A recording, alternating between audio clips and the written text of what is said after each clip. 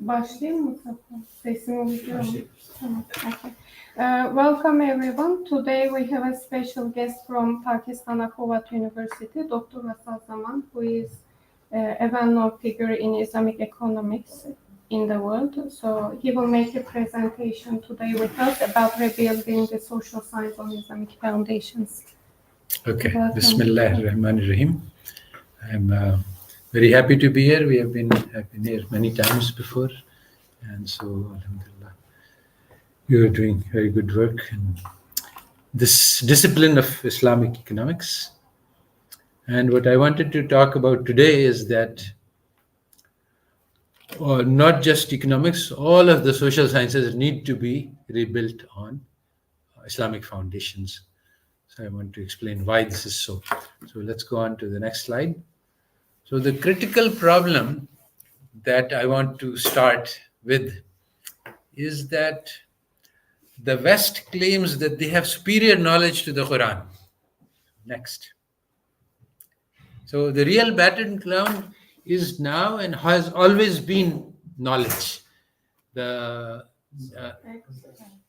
Wahi started with اقرأ باسم ربك الذي خلق خلق الإنسان من علق اقرأ وربك الأكرم الذي علم بالقلم علم الإنسان ما لم يعلم. So Allah Ta'ala gave mankind knowledge which they did not have, and this knowledge removed the jahliya, the ignorance, the darkness. And so that was the real enlightenment of mankind. So today also, the battle is between Western knowledge and Islamic knowledge. Next. Next slide. So the question is, what was the nature of the knowledge that was given? So Allah Ta'ala says, Al-yawma akmaltu lakum dinakum. So this word akmal is both kamal and mukammal. Yani it is both complete and perfect. This is the knowledge that was given. And obviously there's a hadith to this effect that the knowledge given by God is superior to any knowledge that human beings can create. There's no question about that. Next. And there is a lot of historical evidence that this knowledge was actually very effective and powerful. It took the Arabs who were at the bottom at the time. And there were many advanced civilizations in the world at that time. And with this knowledge, they became the leaders of the world. And the civilization produced by this knowledge became dominant in the world for 1,000 years. It spread the knowledge. So this was a very powerful knowledge. What did Allah Ta'ala did not give them, the Arabs, any industrial manufacture. He didn't give them any special weapon to conquer the world. He gave them knowledge. And this knowledge enlightened the world. So next slide. But today, all over the Islamic world, Muslim students are studying in Western universities, and the message of the Western universities, which is contained in all of their education, is that the Enlightenment occurred in Europe in the 16th century. And mankind was in darkness and ignorance until the Enlightenment of Europe. There was no history before European history. And all knowledge that is of value today has been produced by the West over the past 4 centuries. And this knowledge has little or nothing to do with the Quran. So they don't even have to discuss epistemology and philosophy. It's just that for 4 years you study, or for 20 years you study only knowledge produced by the West. And so the obvious, and this is true in Islamic countries. So the obvious conclusion is that the knowledge produced in the Quran and the whole intellectual tradition of Islam is useless. It has no relevance to modern life. So this is in conflict with our faith. The Quran cannot become useless, but Muslim students are being educated in a way which teaches them indirectly, or sometimes directly also, that this Quran, it is something that was useful in the past, but has no longer any relevance to modern life. Next. So we know that the Nur of the Quran. So there are two conflicting claims, and our goal in this talk is to resolve this. One is the claim that the Nur of the Quran enlightened the world, and the next slide. The other is that the European knowledge enlightened the world. They say that we rebuilt all human knowledge on foundations of reason and logic, and this is the knowledge that everybody has to have if they want to progress today. And empirically, we are accepting this claim in the sense that we are teaching our children European knowledge. So in practice, whether we say it with our words or not, our amal, our actions show that European knowledge is superior to the Quranic knowledge. Next. So how can we solve this problem?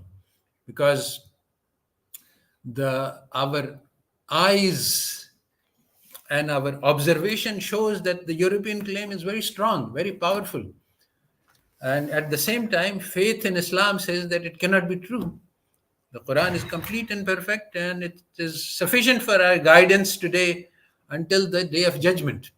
But all over the world, Muslims today believe that today, if we want to recover from our current miserable position, we have to follow the guidance of the West, not the guidance of the Quran. Next. So our goal in this talk to say that to understand with confidence that because knowledge given by the Quran today is superior to everything being taught in universities around the world today. Next. So we go to just some discussion of why this seems difficult. Next. So we can see that the West, the knowledge created by West affects our lives on a minute-by-minute basis. Their instruments and their technology is very powerful. I'm using PowerPoint and I'm showing slides, and I have a mobile in my pocket. And this is affecting every. So their claim that our knowledge is very powerful is very strong. And furthermore, there's more. They conquered the globe using this knowledge. And if there was anything of value, then surely in the Islamic countries, we would be teaching the Quran to our students, but we are not. So next. So one group of scholars understood this problem, and they launched the Islamization of Knowledge project. And the aim was to merge Western knowledge. They say, okay, we can't compete with the West in chemistry and biology, but we can teach our students Sharia and Arabic and fiqh. So two universities were created by the people who launched the Islamization of Knowledge project, and this was one of them was IIUI, which I was for a long time, and IIUM, the Islamic University of Malaysia. And the purpose was to integrate Western knowledge and Islamic knowledge. And so on the one hand, they would teach, and they still teach, Sharia, fiqh, Arabic, and on the other side, they teach the modern subjects. But this model, which is currently being followed by Islamic universities all over the world, has not been very successful. I was there, and for reasons that I hope to explain later, this has not been successful. So we go on. So before we address the topic, we have to think about societies and how do we learn about societies, social science being the topic of our talk. So one thing to understand is that how we understand social science is very different from how the West understands social science. And so purely from a methodological perspective, the societies evolve in time, and that's obvious. So knowledge about society automatically evolves together with the change in society, because as society is changing, what there is to know also changes. So next slide. So if we want to solve this puzzle of why the Quranic knowledge is still superior, we have to differentiate between physical science and social science. Physical sciences have been enormously successful. They have rockets which have gone to the moon, and they have done genetic modifications, and they have, you can make an endless list of the technological progress of the West. So the proof of physical science, the value of it is in front of our eyes and very strong. But at the same time, social science has been a tremendous failure. Economic theory, uh, the Nobel laureate Robert Lucas predicted in 2007 that we have solved the problem of recession prevention. And in 2003, he made a presidential address to American Economic Association. And 2007, there was the global financial crisis. So economic theory is a complete failure. We have a situation where the resources we have are enough to feed, clothe, house everybody on this planet without any difficulty. And yet economics says that scarcity is the problem. Scarcity is not the problem. The problem is concentration of wealth. So there has been enormous inequality. There's billions of people living in poverty. There's continuous warfare taking place. Family has broken down in the West. Environmental catastrophe is happening. So all of this is the consequence of bad social science. So the problem that social science adds the word science at the end. So we Muslims think that just like their physical science is so powerful, so the social science is also powerful because they use this word. But this word doesn't have the dalil behind it. So next slide. Next slide. So as social sciences evolve, as the society changes and evolves, the theories also change and evolve, but the dominant theory about society is often false. So this is what I'm trying to say, that the theories of social science today being taught all over the world are false. Why is this so? Because there are two major reasons that I would like to focus on later. One reason is that social science analyzes the society as it was 10 years ago. So if society has changed, your theory doesn't catch up to the new changes until later. So it's always behind the times. The other reason is that the people who are in power manipulate the theories which are accepted. So the true theory, even today, there are lots of true theories about economics which are not being taught anywhere, secular theories, which are heterodox theories, which are much better than what is being taught, because those heterodox theories are not favorable to the governing interests. So the theory which is being taught in economic textbooks today says that the capitalists who have large amounts of wealth deserve to have that wealth because they have earned the right to it, because it is representing their marginal productivity. This theory is completely false, but it is being taught all over the world, and it's easy to destroy. So the two things that I want to extract from this is that social theory cannot be understood outside of its historical context. So because the theories are developed to understand society, so you have to ask, what society is it explaining? Societies keep changing. So for example, as a very specific example, Keynesian economics was developed to explain the Great Depression. So today we teach this as a theory of economics, but without teaching about the Great Depression, and then it cannot be understood because it was understood. So all social theory must be confined to its context. But the word science says that no, science means that it's universal and invariant, and that's how it is treated. So this is a conflict, this is a problem. Next slide. So now we want to understand, why did the West claim to be the most advanced civilization, and why did they claim to have the most superior knowledge? Because we have accepted their claims without challenging them. So again, these claims are also part of historical evolution. It has not been true all the time. There was a time when the West was in the dark, and they got the ulum from Al-Andalus. When they reconquered, they found millions of books in the library, and they ran a translation project. So it's this history that we want to study to understand how they came to think that we have superior knowledge. Next slide. So going back, actually, what I want to say is that knowledge, I already said this, knowledge is the differential.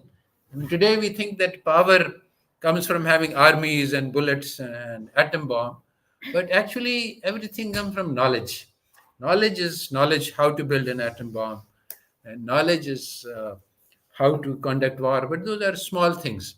So the dark ages of Europe started with when Emperor Constantine imposed Christianity on the entire Roman Empire. And he called the Council of Nicaea to say that I don't want many variants. And there were many forms of Christianity that existed. He said, no, I'm going to, so everybody meet together and decide on one Christianity. And then we are going to impose it. I don't care which one. So at that council, there were lots of um, factions, many of them very close to the Islamic faction also. That is our story, that he's a prophet, he's not God, and he is messenger, and another messenger is going to come. All of these things, which those factions were suppressed.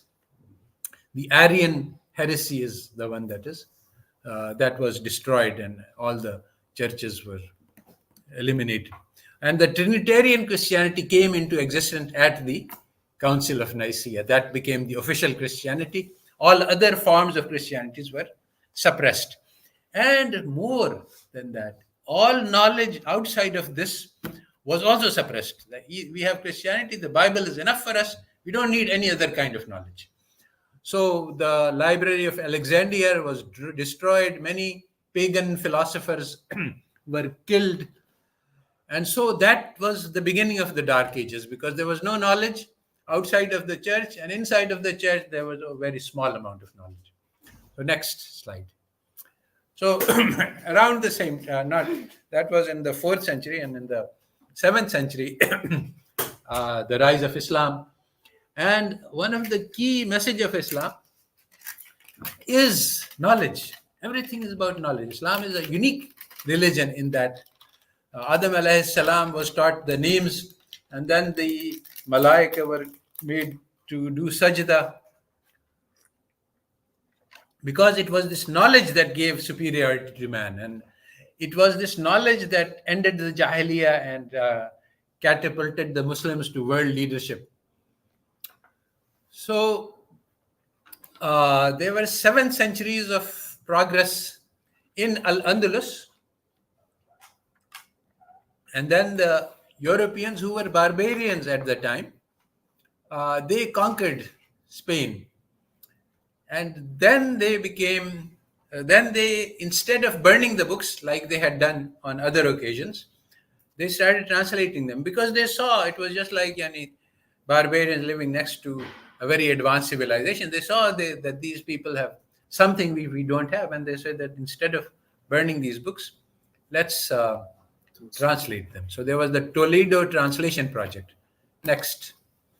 So this knowledge flowed into Europe. And this was a very big problem for the Catholic Church, because the Catholic Church had maintained control.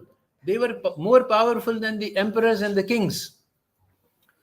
There's a very interesting incident when the Pope excommunicated a king of some country, maybe it was Ireland or something like that. And then the king, he made a journey on foot to the Pope to ask for his forgiveness. This was how much the Pope was powerful. But so they tried to suppress this incoming knowledge, but they couldn't. And that eventually led to they tried very hard. They created the Inquisition. They burned people and they tortured people. And In particular, they had explicit rules against copying from Muslims. So Copernicus, whose book is just a copy of Ibn Shatir's work, but he couldn't say that because his friend Sculptus was another monk who was in prison and jailed and tortured, and he also didn't dare to get publish his book because he was afraid of this. So he wrote this book, but he kept it sealed. And then it was when he was almost ready to die, then he put it forward, and he put a great dedication to the Pope. The Pope is the light of the world, and he says that in this book I have just dedicated to the Pope, etc. So anyway, what I'm trying to say is that they could not openly quote from Islam, even if they wanted to. Next. So this was what led to the Renaissance of Europe, this knowledge. Next slide. So this effort by the church to suppress the incoming knowledge led to the break. See, all of these things you can't find in European history. The real true history is not there. So what did the Muslims contribute to society, civilization, European science? You can't find it in the standard books. They are now coming out. So one of the things, why did the church break up into Catholic and Protestant? It was because the church was trying to prevent the incoming knowledge. And they call it, this is called the battle of science and religion. Science is really the incoming Islamic knowledge from the Islamic civilization. So the Protestants came in to say that we won't accept the church. We just go by the faith and the Bible. And then we can open our minds to new kinds of knowledge. Now, but the consequence of this was that the Catholic Church and the Protestant Church went to war, and there were centuries of war, and there were very bloody, very devastating wars. 1/3 of Europe was destroyed, and this torture and inquisition continued. And so, next. So, this led to something which we can call the trauma of loss of faith. People said that, we have believed for a long time that there is God, there is religion, Christianity is true, but our historical experience shows that this religion leads to wars. And so there is continuous, so this is the important point that I want to make, is that there was a theory of society based on scholastics.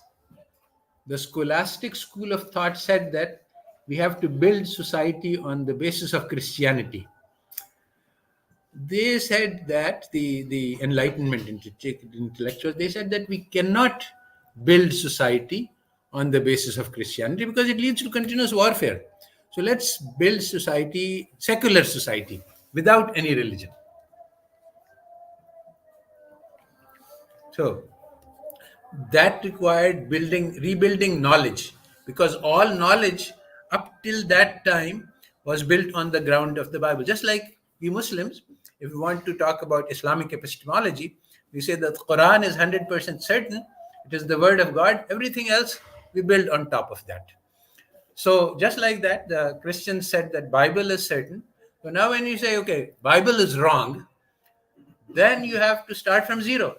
That's why you see Descartes is saying, I think, therefore I am. He's saying, okay, if we start at zero, I know nothing, then the first thing I can know is that I myself exist. Otherwise, it's a very strange question. Why should I ask if I am or I am not? This is not a question ordinarily.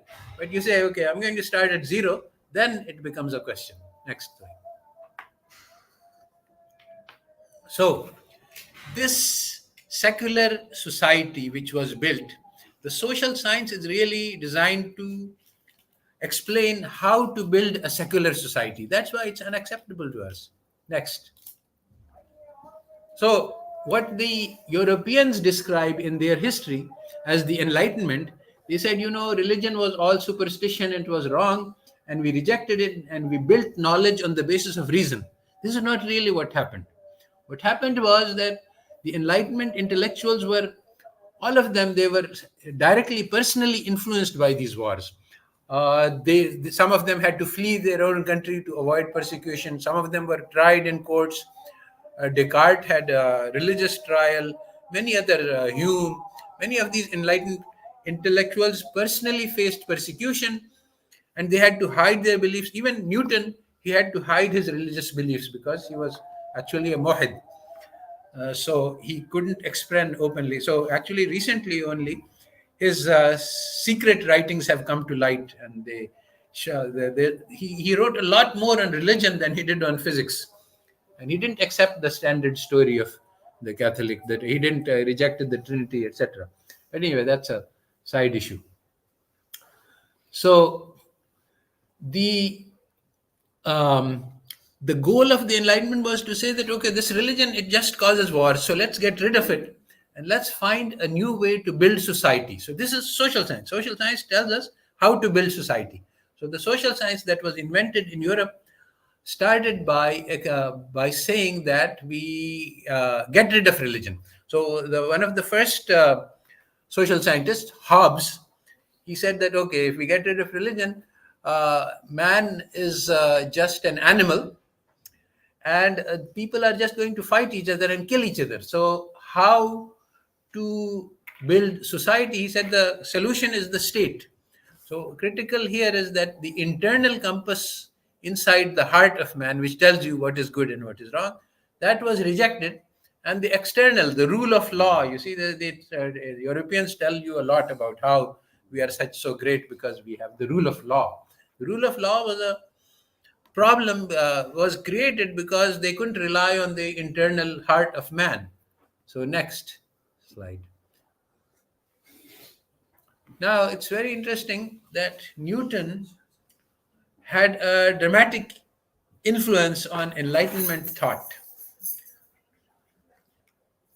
Because the critical question is that, can you build knowledge purely on reason and observations? Now, this is a question which we have not considered in the Islamic intellectual tradition, because we don't start from zero, we start with the Quran.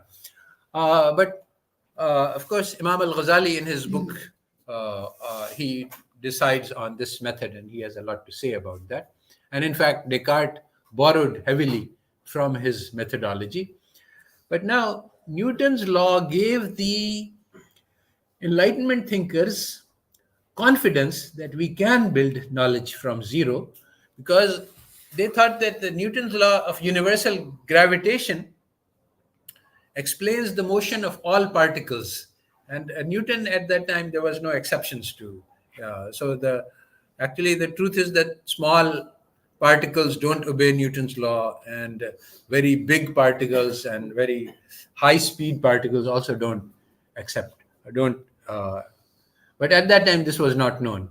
So they thought that this was a universal law, and this universal law can explain the motion of all particles from the beginning of time to the end of time. It means that we can understand external reality without God, because we just need the law. We don't need God. So actually, Laplace wrote a book on the motion of the planets using laws of planets. And so he presented to the king. It may have been Napoleon or some other king. So the king asked that, you have written this whole book about the motion of the stars and you have made no mention of God. So he said, I have no need of that hypothesis. So the God hypothesis is not needed because we have the laws.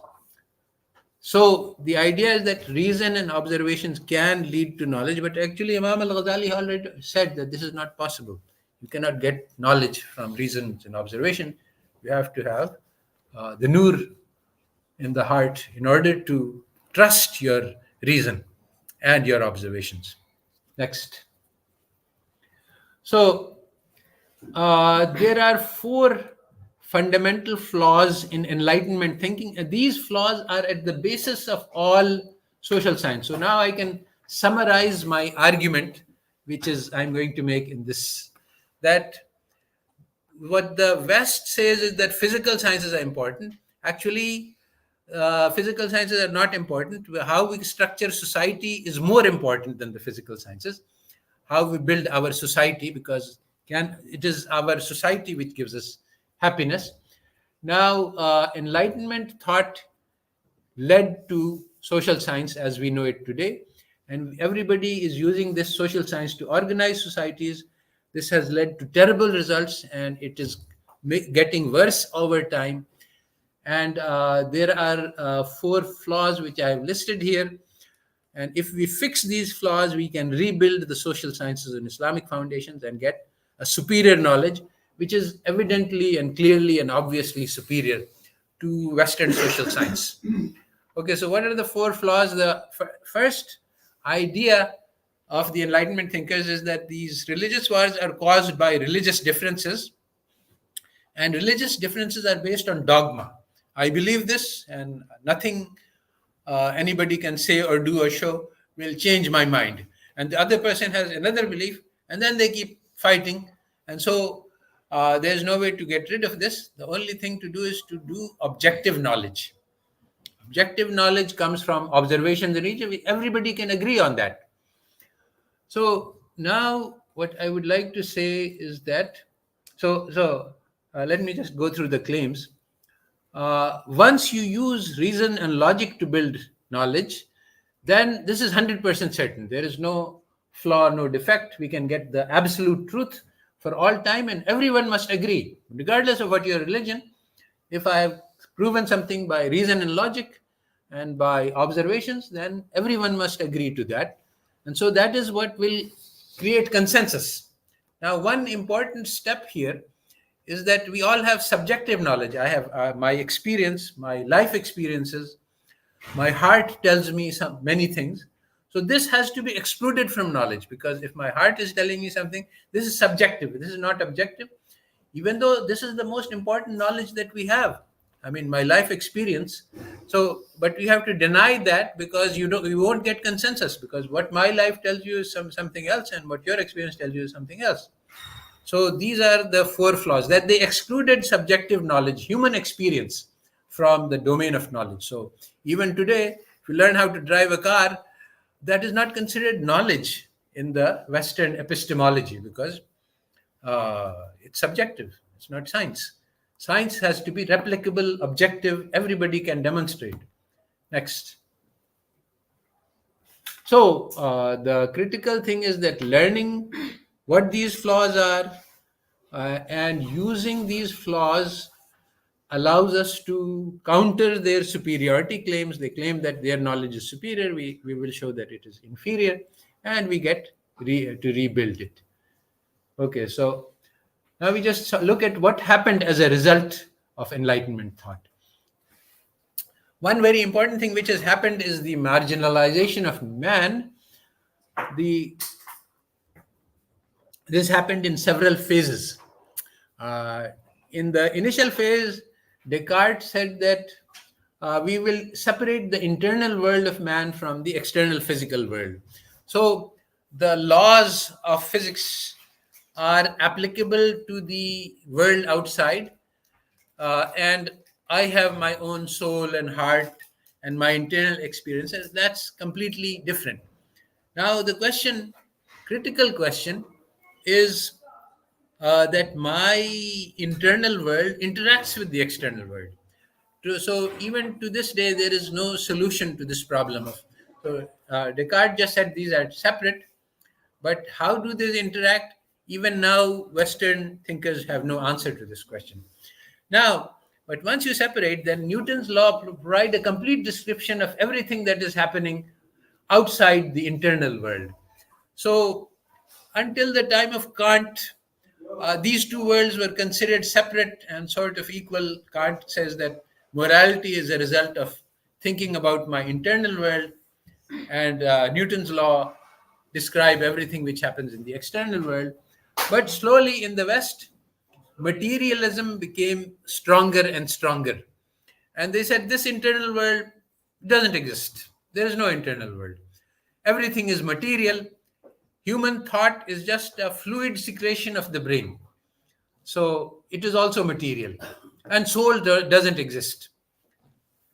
So then human beings became robots. And this is exactly how economics describes it. In the economics theory, I can make a mathematical formula which will explain everything that Hafsa will do for the rest of her life. So I can write down an equation for this.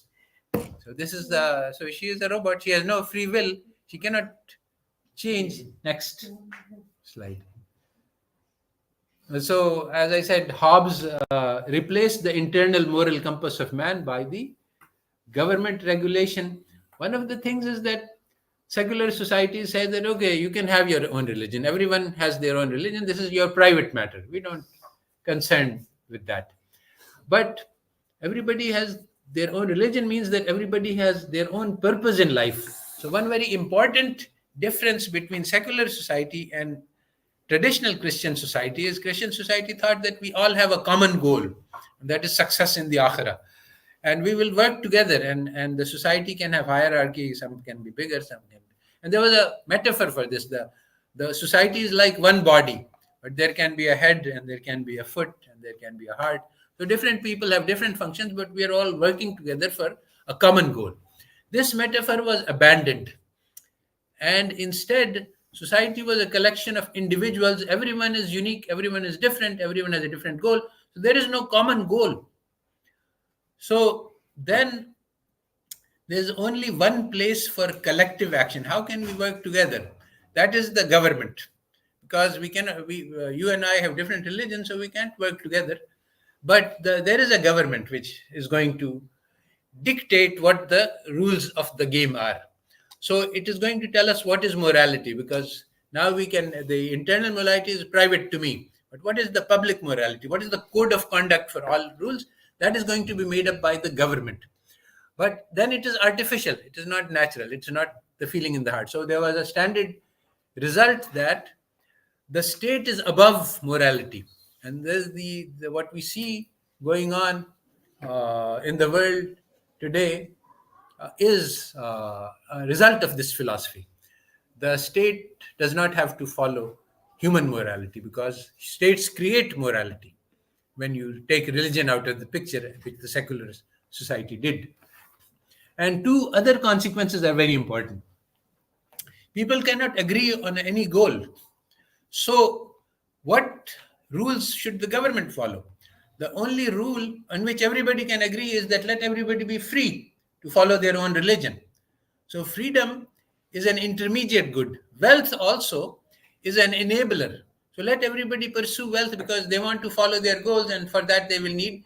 So both of these, freedom and wealth, these are intermediate goals. Freedom is freedom to do something. If you give me freedom to do something I don't want to do, then this freedom is meaningless. Freedom is useful because it allows me to do what I want to do. Wealth is also useful for a purpose. Wealth is not useful for itself. It allows me to obtain things that I need. So these are intermediate goals, but they became final goals. I'm ready to fight for your freedom to say whatever you want to say, even though I don't agree with it. This is a standard Western sentiment. This is a wrong sentiment. It doesn't make any sense. But the collective action of society can only be on freedom and wealth. It cannot go beyond that. What should we do with that wealth together? There is no answer to that. So next slide. So one of the consequences of rejection of religion was that the metaphysics and morality is different. So metaphysics, once you reject religion, then universe has no creator, there is no afterlife, no day of judgment. And the consequence of that the universe is self-created is that human beings are just animals, because there's no other possibility. So evolution created man. And so what do animals do? They pursue pleasure. And so this is the philosophy of economics, that every human being should maximize their pleasure. And what is human society? We live in a jungle of cutthroat competition. If I get the chance, I will eat you up. If you get the chance, you can eat me up. And the only law is survival of the fittest. Now, what our problem today is that social science claims to be value neutral. You see, social science had to conceal metaphysics. If they openly express these ideas, it would be fine. Say, this is my economic theory. I don't believe there is God. I don't believe there is a life after death. So we should maximize pleasure. So fine. I think that's a correct argument that if you don't believe in God, you should maximize the pleasure in this dunya. What else can you do? But they say, no, this is rationality. This is valid for every human being. The tragedy is that a Muslim teacher stands up in class and to Muslim students, he is teaching that the rational behavior is to maximize pleasure in this dunya. Even though the Quran says that those people who follow their hawa will be going to Jahannam. So this is the idle desires, and the economic is teaching that yes, everyone should follow their idle desires. This is the principle of rationality. So our problem here is not that they have the wrong metaphysics. The problem is that they have the concealed metaphysics. They are claiming that this is a science, this is universal, it's applicable to all societies, whereas it is the consequence of particular European experience. So, next slide. So, what happened as a result of this? Because their diagnosis of the problem was wrong, that the path to peace is secular society, this didn't work out, and wars kept increasing. In the 19th century, there was no wars between European powers, but there was colonization of the world, which resulted in destruction of civilizations all around the world, killing and enslavement of millions of people, genocides, and extremely unimaginable atrocities, things which if you read about, it will give you trauma, it will give you nightmares.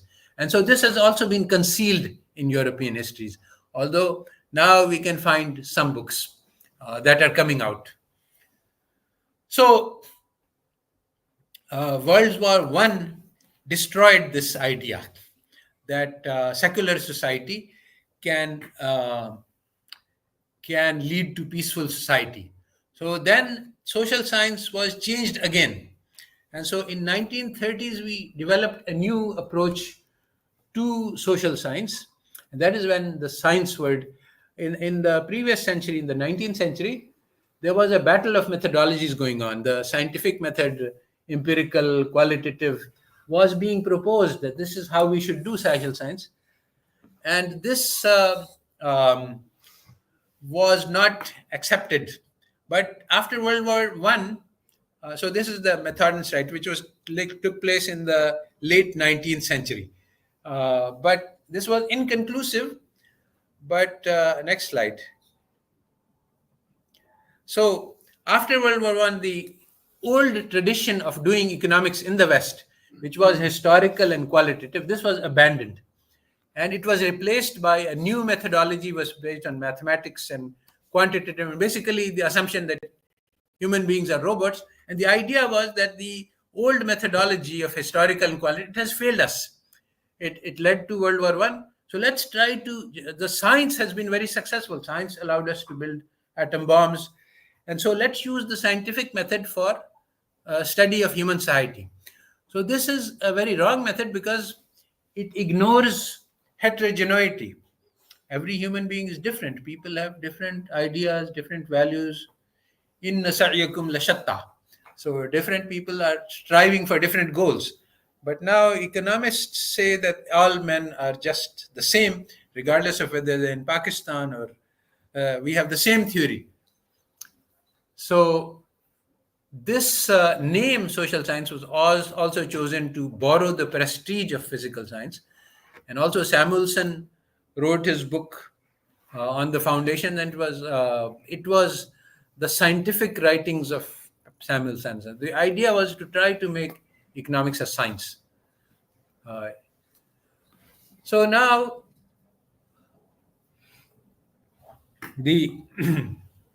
there's lots of impressive mathematics in economics, but the result on the ground has been massive inequality, poverty, oppression. In politics, the Machiavellian method, which developed, there's no morals, so power justifies everything. This has led to continuous wars and killing without any uh, compunction, and we are seeing the results of this tragedy today. On society environment, the idea that I marry someone and then this is a lifetime commitment, and whether it's good or bad, whether I'm unhappy or happy, I will carry this commitment because it's my social responsibility. We are together in this forever, and we will bring up our children. This was abandoned.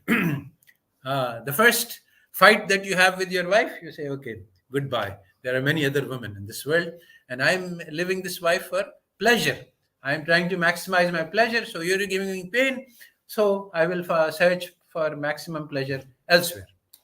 So, more than 50% of the children born in the West are to single mothers. They never experience the love and warmth and comfort of both parents in a secure home. So the personalities are shattered. You cannot develop a personality if in a broken home with much any ease. So all of this and the environmental disaster. So all of this is due to defective social science. So next slide. So we have described the what we call the la ilaha, and then now we have to come to the illallah. So how do we? So what is wrong with the gods that they have set up? Now, what is the reality? Next slide.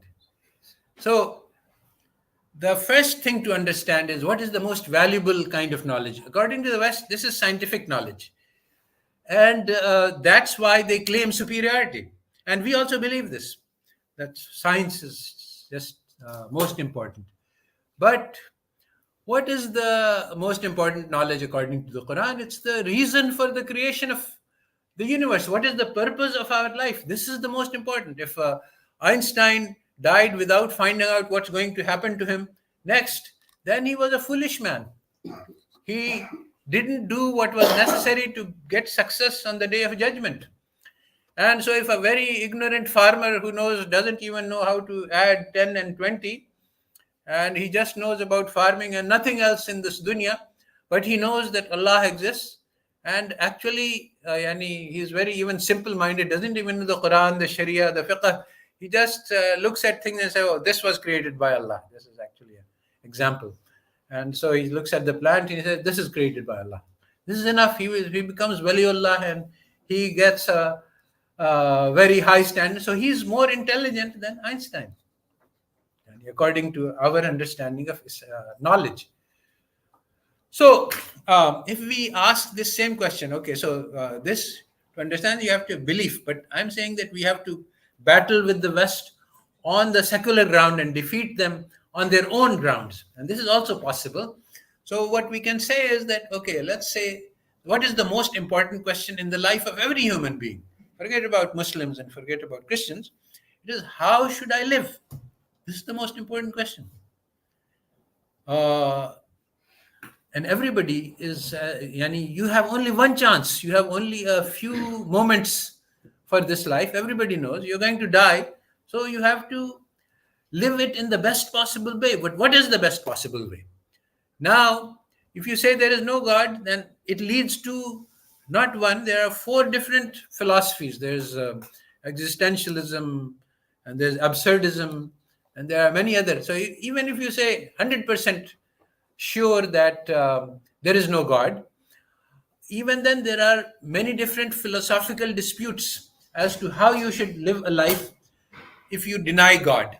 So those are the questions worth studying. Okay, if you are don't study science, that's not going to tell you. Study whether existentialism is the right religion for you, or the absurdism is, or there is a dark version. In fact, one of the, I think it was Kierkegaard or somebody, he said that suicide is the only serious philosophical question. If life is completely meaningless, which it becomes when there is no God and there is no morality, then is it worth living? And in fact, Aristotle and Plato said that a life without which is meaningless is not worth living. So should we commit suicide then? This is the philosophical question. So anyway, I'm saying that these questions cannot be understood by science. Regardless of how much physics you do, how much chemistry, biology, you cannot answer these questions. So these are the questions which are most important for every human being. So we can say that, okay, we have some answers.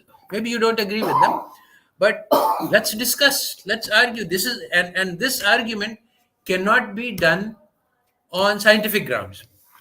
And actually, there's a field of happiness research. See, what economists say is that you should maximize your pleasure. And one of my colleagues, Richard Easterlin at University of Pennsylvania, he did some research. Is it true that you should maximize pleasure? Is it true that you should maximize wealth? According to economic theory, the more wealth you have, the more utility you will have, and the more happiness you will have. And it is rational to try to do that. But Easterlin said, his article is called "Does Money Buy Happiness?"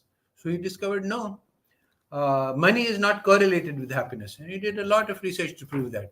So after that, a field of studies was launched, happiness studies. What does make man happy?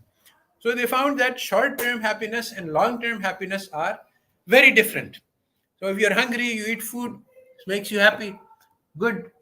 But your life happiness does not depend on this. Life happiness depends on your character. And in particular, shukr and sabr are the critical elements of character. But I'm expressing Western insights in Islamic terms, but they have their own ways of saying these things. And social relationships, loving and being loved. So there's a hadith that a mu'min loves and he is loved. So these are the things. And everybody, if you look at your heart, you will realize that it doesn't matter whether you're living in a palace or you're living in a hut. If you have lots of good friends and love and kindness, you will enjoy life. And if you're living in a palace but you're afraid of all the people who might be coming for you with a gun to kill you, to try to take it away, you're not going to be happy even if you're owning half the world at the time. So next. So what happened in early 20th century was that the positivists said that the only kind of true knowledge is science. Nothing else matters. Nothing else is knowledge.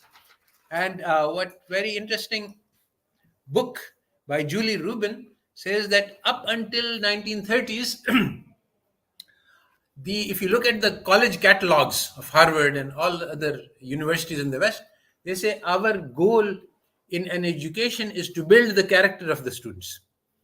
But after positivism, so what is a university? University is one that provides knowledge. So, and the most important knowledge is the knowledge of character. And so building character, teaching them leadership, teaching them responsibility, how to behave responsibly towards your family, towards your nation, society, etc. All of these things were important. But when they said that this is not knowledge anymore, then the universities gradually changed. So now in the 1950s and 60s, none of the college catalogs say anything about character. And unfortunately, because we are copycats in the Islamic world, none of our universities also say anything about character. Even though this was the main job of our Prophet ﷺ, he had the most excellent character, as the Quran testifies. And our goal as Muslims is to try to build our character on his pattern. And this is the central element of an Islamic education. And of course, if you want to build a good society, you have to build people with good character. This is the basic. So Western social science doesn't mention anything about character building. Next slide. So the homoeconomicus, actually I have analyzed it elsewhere. Empirically, it is false that people don't behave like Homo economicus. Also, normatively, it's false. You should not be like that because this is not going to make you happy. So, the theory of human beings, which is at the heart of economics and of all social sciences, is seriously defective. It is neither normatively correct nor positively correct. So, if we build a good theory of human beings, we can build a good social science. One of the things that I want to mention here is that if you analyze nafs ammara, then you can say modern economics is the theory of nafs ammara. If you have a society with everybody is a slave of their nafs, they must do whatever the nafs commands them to do, then you get exactly modern economic theory. Everyone is greedy, selfish, only cares about himself. But if you have nafs al-lawwama, nafs al-mutmainna, you have a different theory. So that's a different. Okay, next slide. So now there is a lot of progress that has been made in Islamic psychology in the last 3 decades. What? From Rothman. Yeah, Rothman. Yeah, I exactly. know. This is the book by Rothman. Yeah.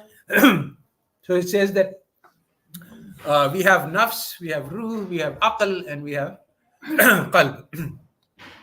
And these are driving us in different directions. So in the nafs al-ammaratin bisu, so the nafs is always driving us down, but the ruh is always driving us up. And so these two are in battle. So actually the human heart is a battleground. And so this is the correct understanding of human beings. And this leads to very deep and sophisticated wisdom about what human being is. And without knowing what human being is, you can't have any social science. So next slide. So if you want to start the study of social science, building on Islamic grounds, we have to start with identity. Who are you? So now this is where the West made a mistake, starting with Descartes. Who am I? I think, therefore I am. A man is not a rational animal. It's not thinking animal. The man is driven by his heart. So the first thing is to understand that social theory includes identity theory. Who am I? This is what my education trains me to be. So what a capitalist education teaches us is that you are a human resource. You are for sale in the market, and your value will be determined by how much money you make. So many students come to me, say, what should I study so that I can make the largest amount of money? This is the wrong question to ask. You're not here in this world to make money. You should ask, how can I become a human being? So the thing is that this is what Western education is teaching us, and this is what universities are teaching us. So we have an alternative, we have a better model, an alternative. And there are many ways in which history has shaped our thought, including colonization. The fact that the West conquered the globe has given us a massive inferiority complex. And this is one of the major reasons why we cannot question Western thought. And so I can show you many examples in Islamic economics where the Western theory is in direct conflict with the Quran. But instead of rejecting Western theory, Islamic economists say, no, we will reinterpret the Qurans to make it fit. So this is the problem. So building the foundations on the Quran requires confidence in our intellectual heritage, and this confidence has been lost because of the colonization process. So next slide. So Recep Şentürk has given us a very strong rooted foundation for basically ontology, epistemology, methodology. Ontology is believing in what exists. So if we believe that God exists, this leads to different kind of knowledge. If we believe God doesn't exist, that leads to a different kind of knowledge. So epistemology. And then given your epistemology, your theory of knowledge, then the methodology is how you get knowledge. So today we are all following Western ontology, Western epistemology, Western methodology. And Recep Şentürk has offered a multiplex methodology which is built on Islamic principles. So one of the critical for applications, we will imagine in Islamic economics very many times, because people have swallowed Western methodology, so they say that science should be positive, so we should describe society as it is. So where is the Muslim? We don't see Muslim behavior. Even in Muslim societies, people are acting with nafs ammara.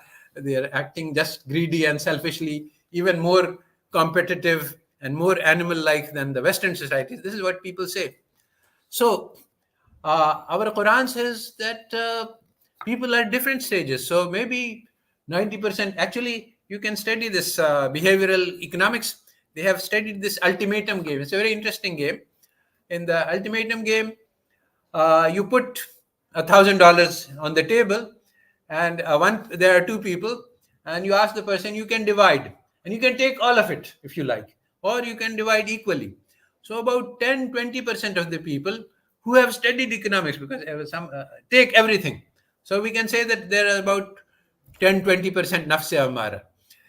About 30% of the people split it in half. So they do justice even though they are not required to just do justice. And this is for secular societies. So I'm not talking about Muslims. So we can say about 30% are in higher stage of spiritual development. In each of these, yani nafse amara, nafse lawama, and nafse mutmainna, there are also inner differences. So we can say that, and there are people who say that, okay, you can take the whole thing. So there are very few like that. So that's the nafse mutmainna. I don't want anything for myself. I give to my brother the whole thing. So so in our study of society, we don't say that everyone is a Muslim and everyone behaves perfectly. In our study, we say, okay, some people have nafse mutmainna, some have nafse lawama, and we can study society like that. So Islam doesn't say, Islamic economics is not saying that we study only an Islamic society, and it doesn't say that we only study societies where the Sharia law is working. So next. So there is developing, many people have put many different ideas on how we can build our own ulumul umran based on ideas of Ibn Khaldun, because Ibn Khaldun was the first to systematically study the evolution of societies. So the reason that we want to use an Arabic word here is to tie to our heritage. Otherwise, Umran is the study of urban societies, and we could say, okay, this is urban science. But when you say urban science, there already exists such a thing in Western, and then we don't indicate that we are using a different epistemology, methodology, or ontology. So social change, one of the critical things here is that we want to study social change. So modern economics studies equilibrium, the process of no change. So actually, what Ibn Khaldun did was, he said that societies are continuously changing. They are young, they grow, and they become mature, and they become old. So what he was studying was the factors which drive social change. So this is what we want to do. And this is one, societies are continuously changing. Today, Islamic societies are under the influence of West, and they are becoming more and more westernized. So social change is happening. We can study what are the factors which drive this change, and maybe we can, once we have those factors, we can try to stop those factors. And one of the most critical factors that I have come to understand is Western education, which is widespread. This is driving the change towards. So there is a way to change that, and one of these is to invent our own social science and teach that. Teach Islamic economics instead of economics. Today, the methodology is that we take Western economics and we say that this is complete and perfect on its own, and we will add the Sharia to it. So that is the wrong method. We have to replace modern economics by Islamic economics. We can't supplement it. Next. So the Ulumul Umran studies the deep and unobservable factors. So this is one of the things why the Western theories cannot get here, because they study only the observable. So we want to study the factors which drive social change are in the hearts of the people, the motives, the goals. What is the collective goal of the society? This is very important, and this cannot be studied in positivist methodology. It doesn't exist because there's no collective goal, because there's no collectivity. The society is just a collection of individuals. So, in fact, collective goals keep changing over time, and how these change drives social behavior. So we have to study the co-evolution of social change and theories of change. As societies evolve, theories about the society also evolve. And these also drive change. That is, our theory, which we develop, tells us why the change is happening, and then we take policies in line with the theory. So actually, humans are agents in this process of change. And so there is no mathematical equation which we can write, because there are many different theories which can work, and what theory we adapt is partly free choice. So if we choose a particular theory to study, this will recommend certain policies, and this will drive change. So whereas Western society says that we should do positive science, and science is positive, it just describes, it has no normative component. An Islamic approach will say that we have a positive component, we study society as it is, a normative ideal which we want, where we want to be, and then a transformative component. How do we get from here to there? So all three of them are separate fields of study, and we have information about all three in our Islamic intellectual heritage. How to create change, what is the ideal, and what is the current state of the world. Next. So this is what brings me to the end of this talk. The central battleground is knowledge. The central problem we face today is the colonization of the minds. Western education is the tool for colonization today. This is one important insight, because if we say colonization of mind, we say, okay, colonization ended in the 1950s, everybody got free, so what's the problem? So the colonization continued through the process of Western education, and so minds are even more colonized today than they were in the 1950s when we got our freedom. So the Quran provides us with complete and sufficient guidance for our problems today, and the Islamic intellectual heritage is very powerful and very strong. When the Enlightenment started, the Europeans said that we have to rebuild the stock of knowledge from zero. And they did to some extent. Today, we don't have to build from zero. We have 1,000 years of theories and philosophy, but still one mistake. Let me end by saying there are two mistakes that are being made. One is that we have our theory already, 1,000 years, we can go to Imam Abu Hanifa and find the solution to our problems. So this is not true. The theories have to evolve and change. We can use the methodology of Imam Abu Hanifa. We can't use the solutions that he gave us. And the other theory is that, that tradition is useless. So let's abandon it. Let's modernize society. And for modern society, we have to find modern solutions. So both of these are the wrong solution. We can't find the solution to our problems in the old books of fiqh. We have to solve our own problems. These books are our inspiration, and they are our leaders in thought, but we can't follow them. Let me end with a joke that I was told by a Turkish person, that there was the Yunanis there was ishghal going on, and so the Yunanis were coming in, and they were attacking Turkey. And so one of the people, he had a great sheikh, and he went to the grave of his sheikh and he said, "Sheikh, the Iranis are coming. Rise up from your grave and come and help us to fight." So the sheikh got out of the grave and he gave a huge slap to the murid. He says, "Look, it is the job of the living to fight. The dead do not fight. So you go and fight your own battles." So this is the thing, that we have a battle in front of us. We can't rely on Imam Abu Hanifa to come and solve our problems for us. We have to solve our own problems ourselves. So I think I will end here. Thank you. Thank you very much. Do you have time? Yes. We have lots of questions? time. We have plenty of time before my flight is at 6:30. So Okay. Yeah. First of all, thank you very much, Professor Asad. I think everyone here benefited greatly. I wrote down my question, so inshallah, I will ask. It has two parts. First of all, I want to say that most of the academic studies in Turkey and the Islamic studies are mostly archaeological studies. So we study scholars or terms or concepts, but we do not bring them to today's world. That's true. So first of all, I want to ask that, is this the same thing in Pakistan and Malaysia? Yes.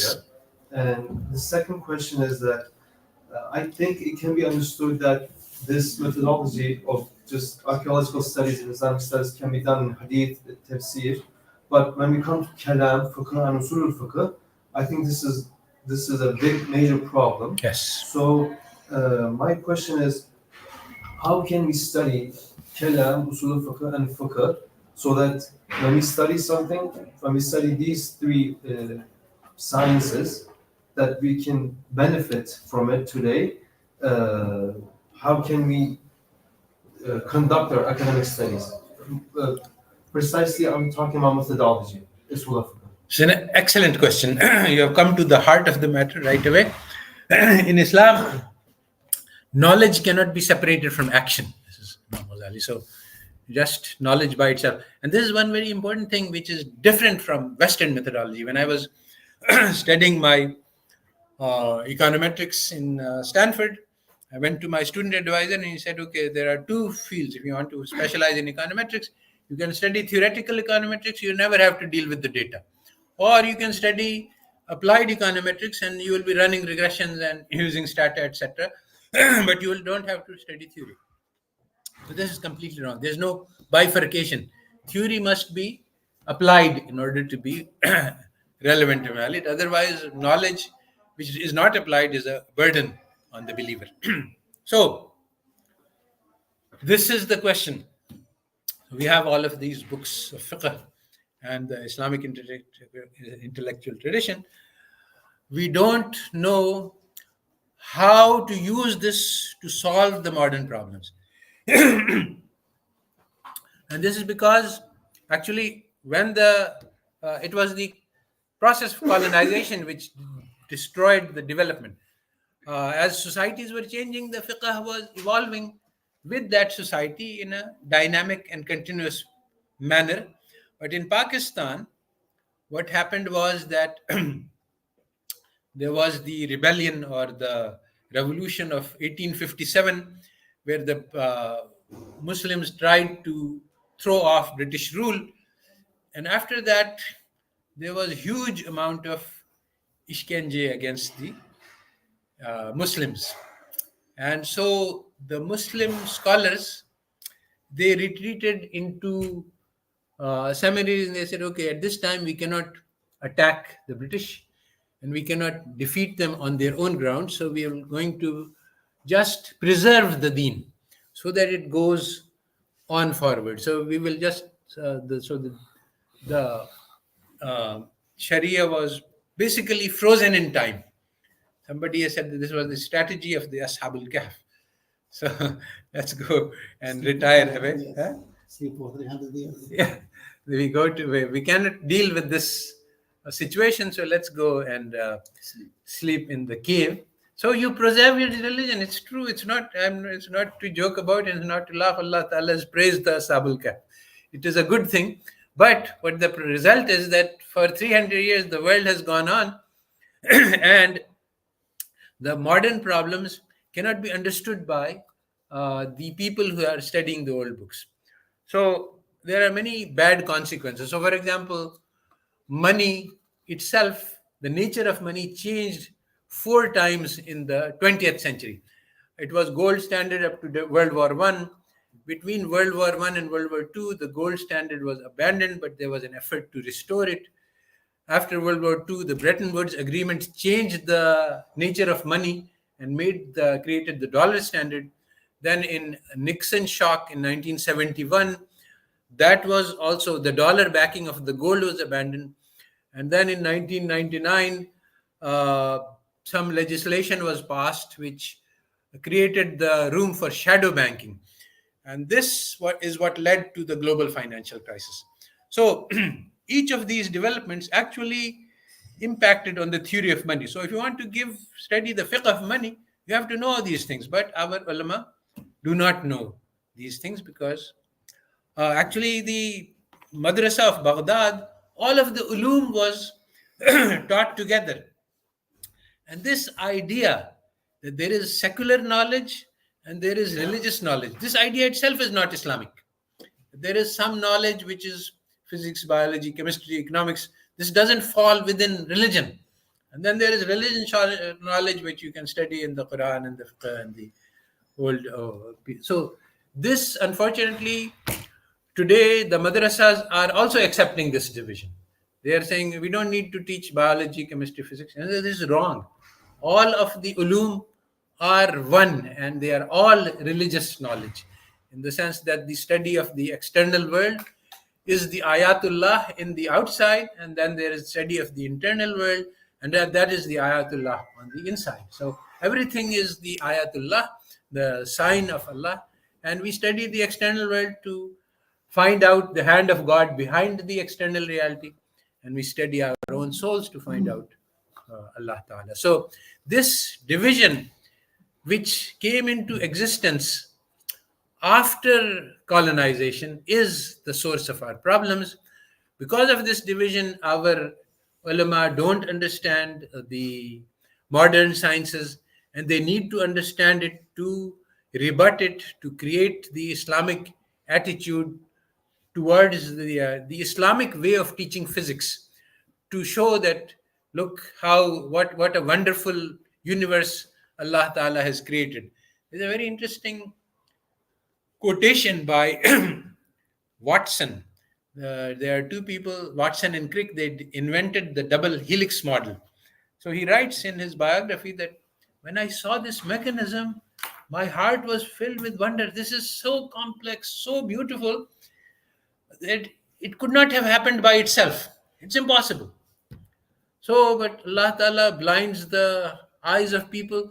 So instead of saying that, okay, then God must have created it, he came up with a theory which is so ridiculous that it's laughable. He said that since it could not have been created by man, so what I conclude is that there is a very advanced civilization somewhere far out in the stars, and they sent rocket ships with organic material to spread it throughout the universe.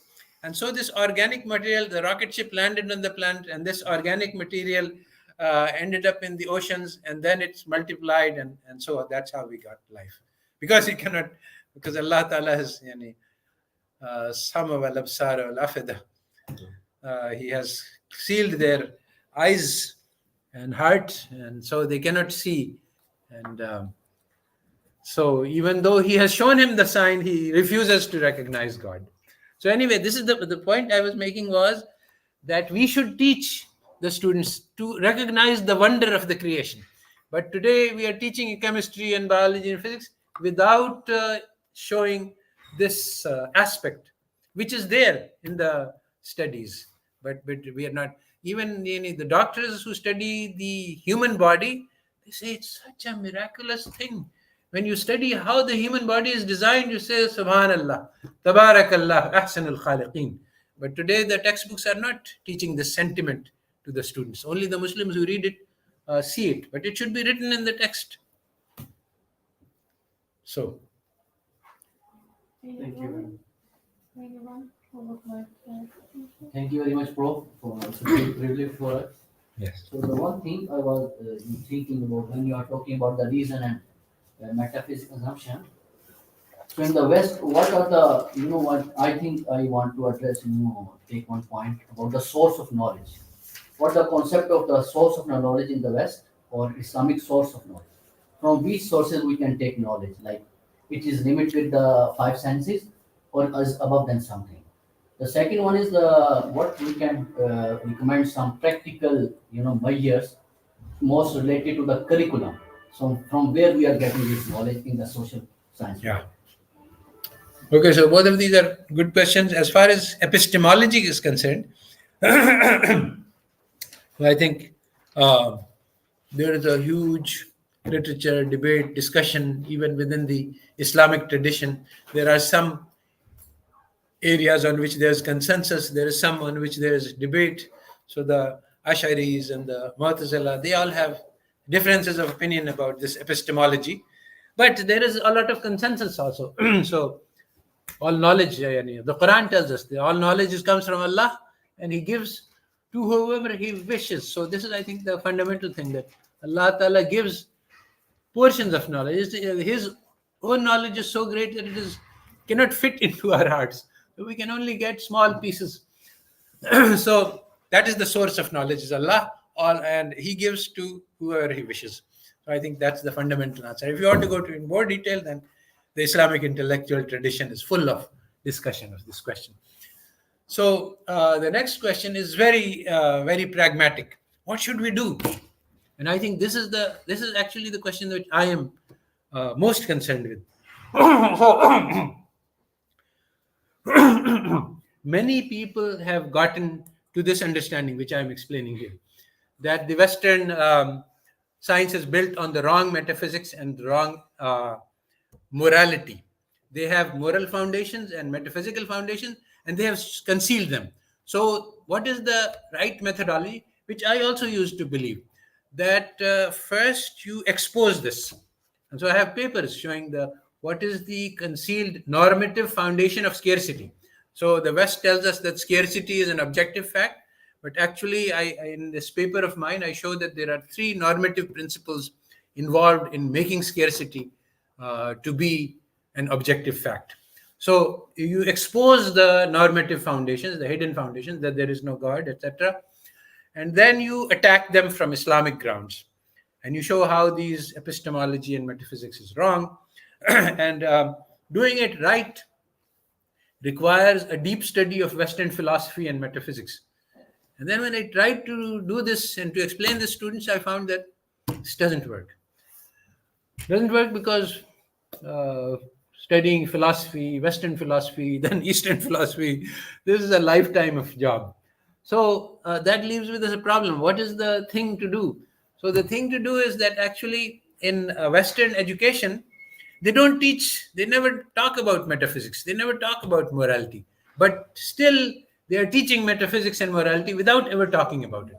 So in our counterattack, we can teach metaphysics and morality without actually explicitly discussing this.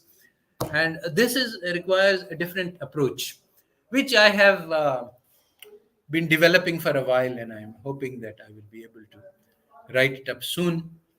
And so we have to develop our model. So one of the things is the methodology. So I'm advocating the use of agent-based models, which I just had a lecture on at Ibn Khaldun, and also I gave a lecture on that in Ankara. And so the thing is that we will have our own methodology. And with this methodology, we can counter and oppose Western methodology of economics. And the metaphysics and morality can be built into the models, just like the methodology and morality and metaphysics is built into the economic models without ever actually explicitly discussion. So we have a tool available, and that is the agent-based models, which is mathematical and which can actually do a much better job of modeling society than the tools that they have. And we can put our metaphysics and our morality into these models just by the way we build them without actually explicitly discussing this. So this is what to do on the ground. Any other questions? Yes, sure. Some doctors. As we know that there is this physical or natural science and there is the social sciences. Yes. We know these physical natural sciences are fixed. Wherever you go, they're duplicated and it's okay. The social science to do with the behavior of human being. Human behavior, even the same person can behave differently Yes. one day to the other. Yes. So the rules are not the same. Yes. And cannot be duplicated. However, we have seen that the West, since the Renaissance, and the scholars were afraid of the church, and they were, although they were plagiarizing some of the ideas of the Muslims previously, but they could not express themselves or to say that they took this. Yes. However, that one of the critics of Asad Zaman is that although, as you said, the West tried to say that knowledge is come from the West and everything, the religion is to be taken away. But Asad Zaman is also looking back to reject everything from the West and going. So there is something there need to be touched upon or explained why Asad Zaman is going completely refusing anything from the West. Yes, you mentioned the Quran verses اليوم أكملت لكم دينكم أكملت لكم دينكم. That means he showed you all the ways and give you guidelines, but he did not go deep into every details on how to conduct things. Yeah. And then the Prophet ﷺ said that الحكمة ضالة المؤمن, the wisdom is the lost property of a Muslim. Wherever he finds it, he can claim it in its part. Yes. So can you? Yeah. This argument I have heard 1,000 times already. Every time I say, yes. Anyway, the thing is that, is it hikmat? This is the question. So what I'm saying is that what they are saying in social science is nonsense. So we should reject it. I'm not saying, and those people say, no, there is a lot of hikmat in there, and you are rejecting it just because of your ghairat of iman. And so I'm not rejecting it because of ghairat. I'm saying accept all the physical sciences. So whatever is good, I think the physical sciences, there's a lot of valuable things, and we should take that. I think social science is all wrong, and it has led to very bad outcomes, and we should reject that. So if you are saying that social sciences has something valuable, I've often said, okay, but then tell me, find me some hikmah, find me something in social science which is good, and I will accept it. Nobody has given me an answer to that. I mean, they say things. For example, they say supply and demand theory. So I just in this morning, I was explaining how supply and demand theory is all wrong. So my rejection is of supply and demand is not because it is against religion, but because it is wrong. So if you can find something right in social sciences, I will be happy to accept this. But I cannot find anything right in it. The ethics is about generalization.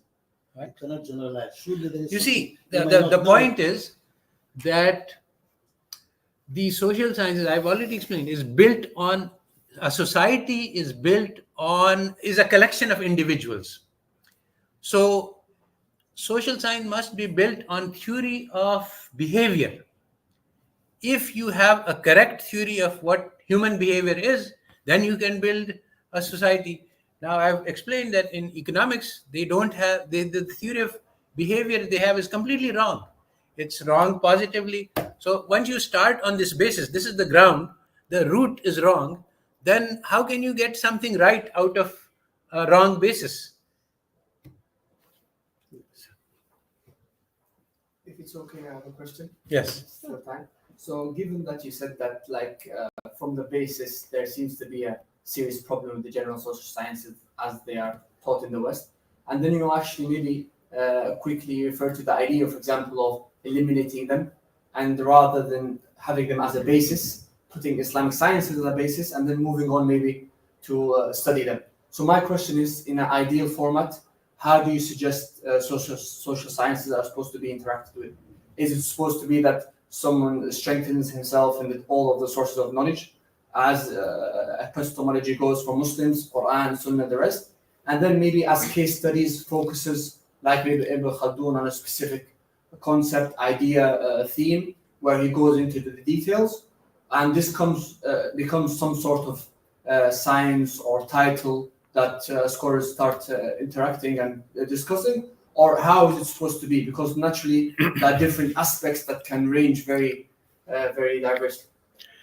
Yes, this is a very good question. I think it's that the knowledge that is being currently taught in universities, that is the critical battleground. First, as I said, knowledge is the main battleground between the East and West, and it has always been. So now, on the ground reality is that the knowledge is being transmitted to the young in our universities. And this is the place where we need to make an intervention. So how are you going to make an intervention? Now you have to study the politics of knowledge. Exactly what I am saying is the wrong politics. If I go into a class and I say everything you have studied is wrong, and let's now do something else, this will never get off the ground because I don't have the supporting structures required to make such a claim. And I have the theory to do, but I don't have, okay, so somebody says, okay, I'm your follower, tell me what to do. I can say, okay, here is the critique and here's something. He says, okay, I've studied with you for 4 years. Now what should I do? So I said, you don't, I have nothing for you to do. You can't get a job with this. So then you can become a philosopher and you can do things. But so pragmatically, this is not the right strategy. So the question is, how can we make an innovation which is disruptive? That is, we take any change that we do must start from where we are. So where we are is we're teaching Western economics all over the globe. So there are some things we can do, some things we cannot do. I was explaining this in the earlier lectures, that there are some innovations which we can make which are acceptable within the modern economic theories. And so, but they will cause damage to.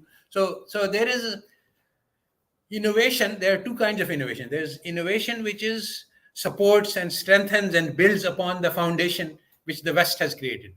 And there are disruptive innovations which still come from modern Western theory, but they disrupt it. They actually counter it. So there are examples given in the business world that there are many kinds of disruptive innovations. So we need to find disruptive innovations, and this is a strategic move. The knowledge is actually a battleground. There is a counterforce. So there's a difference between policy and strategy. Policy, I can recommend, okay, do X, Y, Z, and then we will have change. But strategy is when I do X, then there is somebody who is an opponent and they're watching and they're going to do a counter. And I have to think, when I make this move, what is the counter move going to be? And then how can something which will be very nice, useful policy, but it will run into very strong opposition. So I won't do that. I have to look among the things, options that I have, to pick those innovations which will cause damage, but will not be strongly opposed. So there are ways to do that, but there's no quick and easy answer to this question. But I have discussed this elsewhere. I think with that we can end the session. We are thanking a lot for Asad Zaman for sharing time for us. Thanks a lot for visiting us. We have a small gift for you. Oh.